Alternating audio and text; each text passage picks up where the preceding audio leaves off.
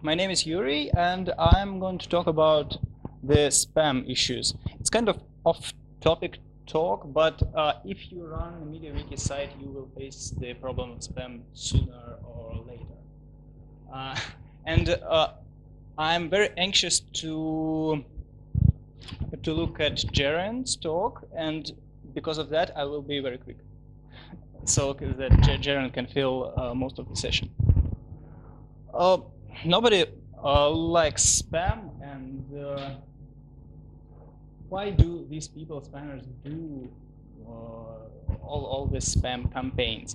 It turns out that it's quite effective in terms of click-through rate. And so this is the old research of New York Times about how effective this is the spam. You see that porn is in the leaders, and it's a research about email spam.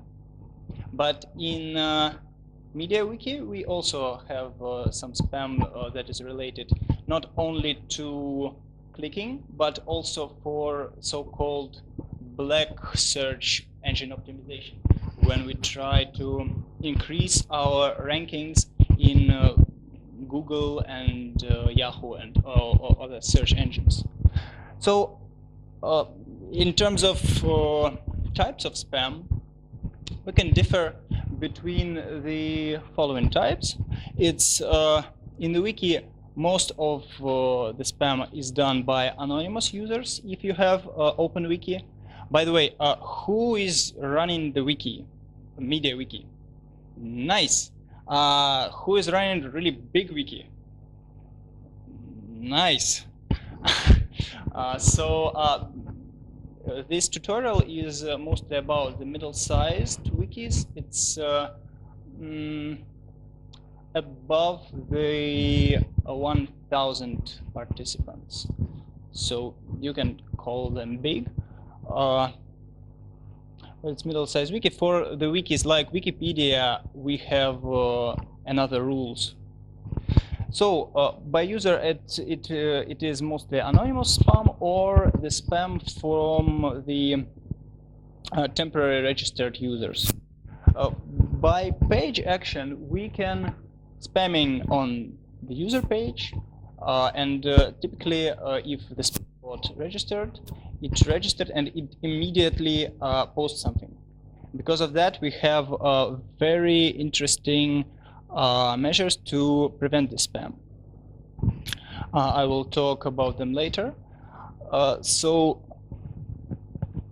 what also is worth noting is that not all the spam can be posting links to websites, but we have also some kind of linkless spam where we just put some I think this is mostly for black SEO. When we, not we, when the spammers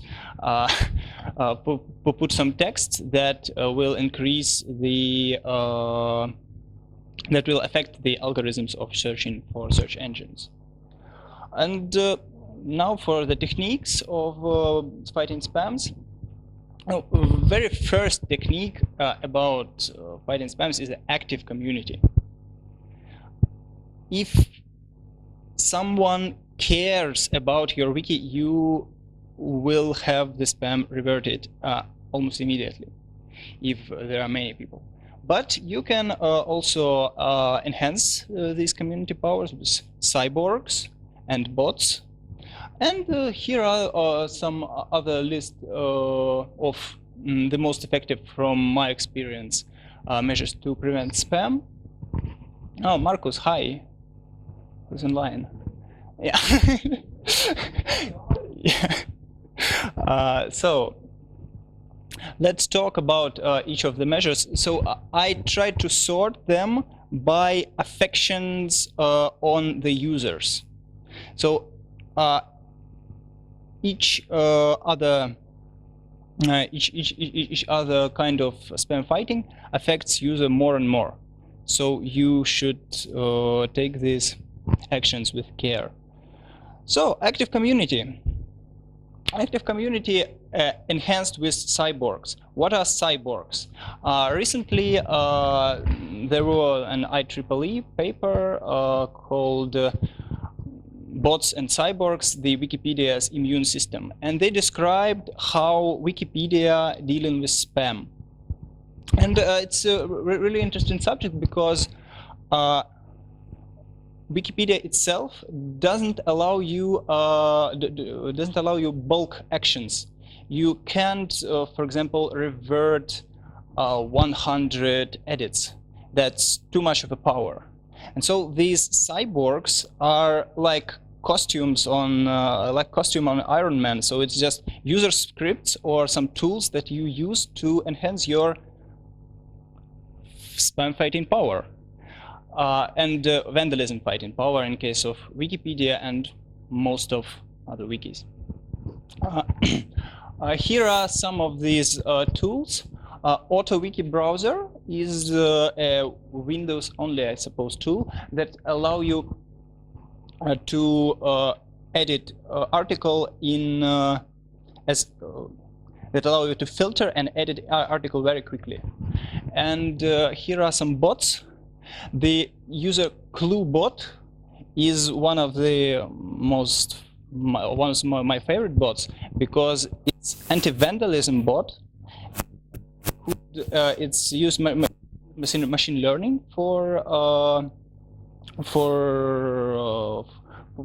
his job, and I was really amazed when. Who of you know about Vim and Emacs editors in Linux mostly? So there are some two pieces of software, for those who don't know, which are in constant wars against each other. It's like Windows versus Linux war about Emacs and Vim editors. And once upon a time, on the Wikipedia page on Emacs, the first line were replaced to don't waste your time, just use Vim instead. Yeah, and immediately after I think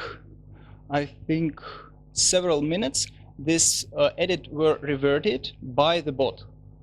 So it's thus that powerful heuristics that are based on machine learning. But most of the time we don't need such a power because we have smaller needs and smaller wikis. So here are the extensions that you are likely to like. Nuke is the extension that allows you to delete a set of pages, and delete batch. That serves the same purpose. Nuke is deleted, deletes all the contributions of the user, which can be very useful for us. So here is the link. I will post the links here, so you can click it afterwards.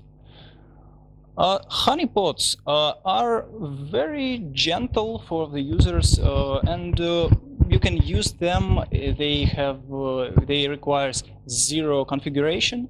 It's just the principle is the following: that you add the hidden field. It can be hidden with CSS attributes, or if you or it can be hidden in more sophisticated ways, so that user will not see this field. And most of the spam bots fill in something in this field, and thus we will decide that they are bots. It's an anti-spam technique, but it's really weak technique. The good thing is that it doesn't affect users at all. The bad thing is that it is it works just for the most stupid bots. Another powerful feature is blacklisting. And blacklisting is that you just don't allow to edit the wiki in a certain way in terms of text patterns, but it also can mean the blacklist of people. So if you have such and such DNS, if you have such and such address, or you use such and such proxy, you won't be allowed to edit the wiki. And so here are some extensions that can be useful here. And extension spam blacklist with exported from the Wikipedia list of bad guys will do great work for you, and probably it won't affect users except those one who for some reasons use these spam proxies. This is based on DNS, blacklisting based on DNS, and it relies on the open basis for open blacklist basis. So here we still don't affect user much. This one can spam text patterns. For example, you know that Viagra is quite spammy, and your wiki is not about Viagra. So you just add this word to the blacklist. And each time the person tries to add this word, we won't allow it. And here there are some trickery from both sides. There is a trickery to hide the spamming links from the side of spammers. They use shortener services. And for example, on Semantic Web, we don't Semantic Web.org website, which were cleaned up on spam this year. We just do not allow people to use goo.gl, bit.ly, and no complaints yet. So here is the very common technique. Another common technique is to hide your text. So not all the spam bots create new pages, but some of them just include their spam code inside your page, and to be in order to you not to see them, they hide it with HTML attributes. So for example, just use the div with the attribute hidden, or use white text. Yeah.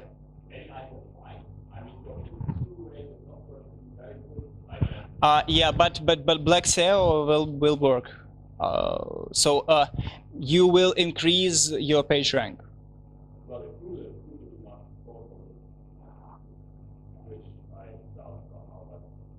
Yeah. Okay. So extension spam blacklist allows you to do that, and that's all for blacklisting. Next is CAPTCHA. They're a very common thing, but it affects user much more than blacklisting. Because it appears every time the user makes certain action, and we'll discuss what action we can allow, what action can we not allow. So there is only one extension for CAPTCHA in MediaWiki. You probably use it on your MediaWiki website. It's called Confirm Edit, and it aggregates all the other plugins, not all the other plugins, but some of them. So I will show you the example of very interesting recent aggregation of Confirm Edit.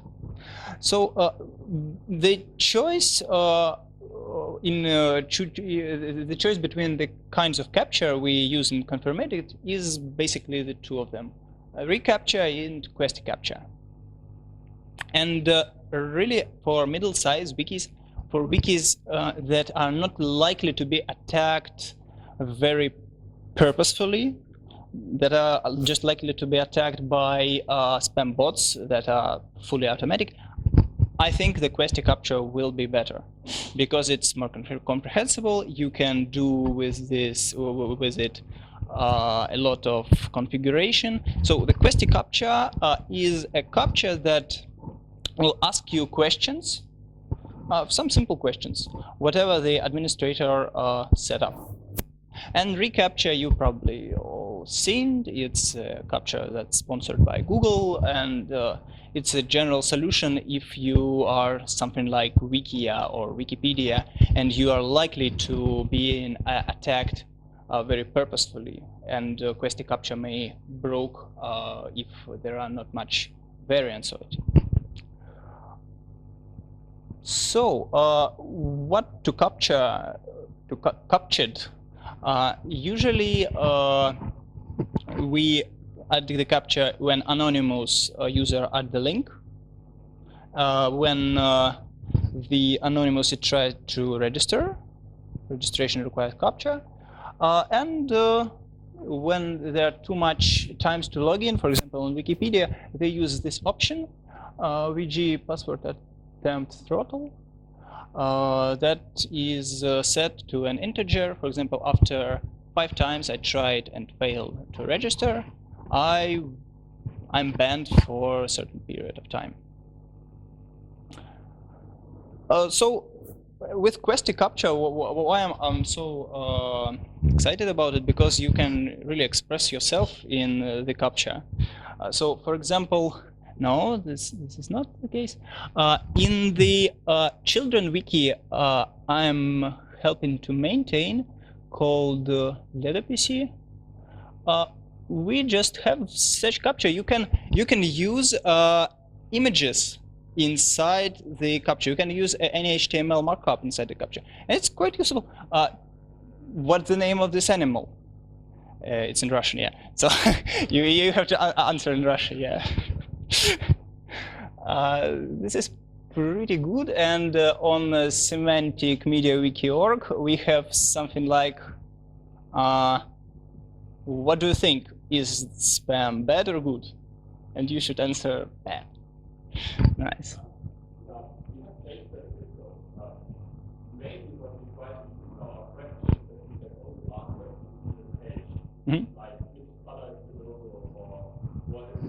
Yeah. Yes, yes.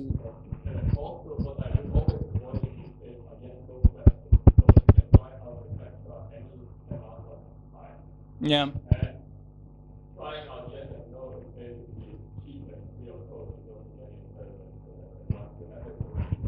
Yeah. Yeah, good point. And so I think there is also a very peculiar CAPTCHA that were added recently to confirm edit. It's sponsored by Microsoft. You have to just choose the cat from all these pictures. So you have dogs, and some cats. So just push on them, and if you are not Google, who recently studied all the cats on the internet, I remember, yeah. So you can confirm that you are not a bot. Very nice CAPTCHA. It's very easy and pleasant to see these pretty pets. How can we also express ourselves in the CAPTCHA? One moment. Here is not traditional CAPTCHA. It's not yet available on MediaWiki. It uses the 3D shapes. It turns out that it's not as effective as it seems to be. This CAPTCHA is quite effective, and it can be used for really children websites. Just pick all the bars, all the plus signs, and so on. This is really domain-specific CAPTCHA. You have to do checkmate. Yeah, and this I like the most.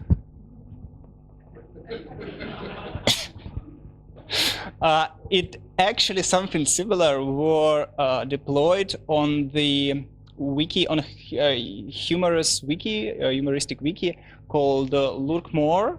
It's a Russian clone of Lurkmore, of international Lurkmore, and they do this because they are but most of the editors are really technical savvy, and they just hate humanitarians.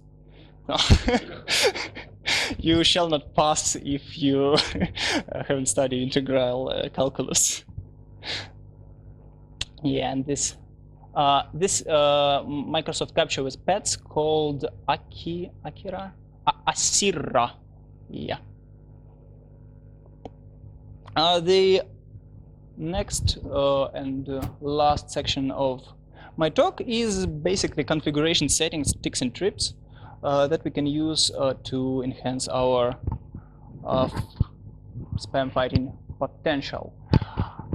Here are some tips that can help you. The adding timeout interval after signing up is quite useful because of it's a heuristic that can save you a lot of time of cleaning up spam. Most of the bots, I recall, they register and then immediately post something.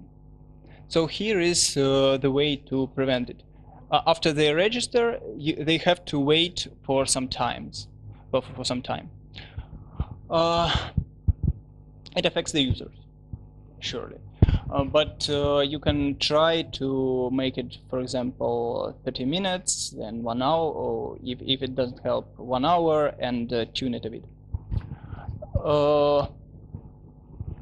Of course, this force register before they are allowed to edit, and it's the approach that used by many wikis. This is quite a new feature that were included in most of the websites and most of the engines. It requires email confirmation to edit. So you have to click on the link before you will allow to edit.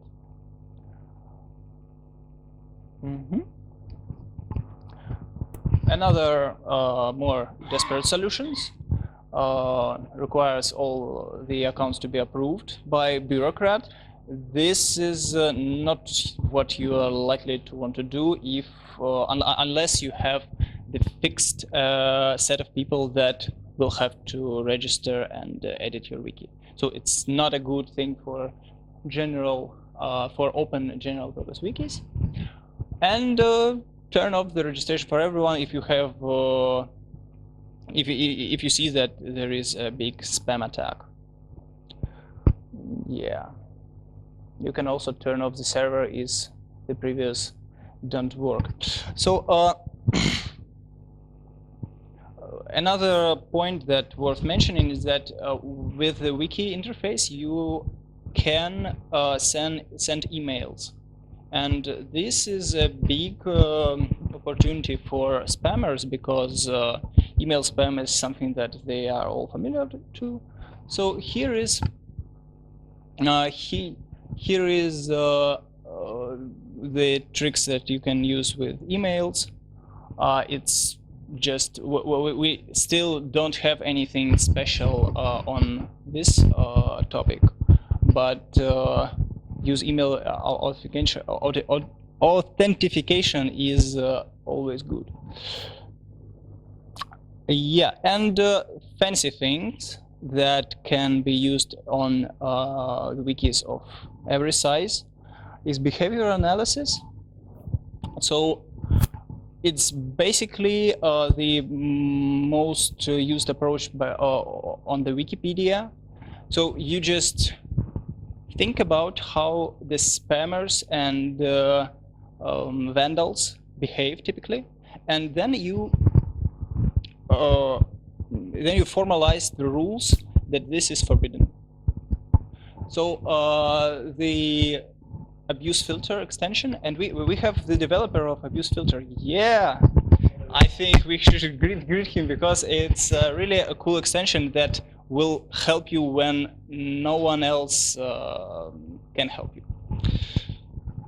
So the trickery here is not the trickery here, but the clever bit here is just not to invent your own heuristics and just export them, import them from Wikipedia, from Wikibooks, from Wikia. It's usually on special abuse filter page. One moment. Let's see on this abuse filter. One moment. Abuse filter. I want to show you one of the rules.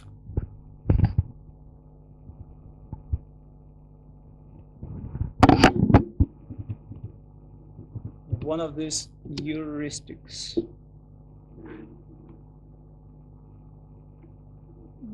Yeah, it's here. So here is interesting poop vandalism. So it's just basically a regular expression that I think, yeah, it's something with the word poop. But Wikipedia have very much more, and what's not very cool about the exporting from Wikipedia is that some of these heuristics are not available for you to export. Why? Because if you export it, then potentially the vandal can export it too and find out the way to someone trick the system. So, but anyway, it's a really great extension, and I think you should do it. It's really interesting per se. So that's all for spam fighting techniques, and I want to hear your questions. Yeah, Marcus.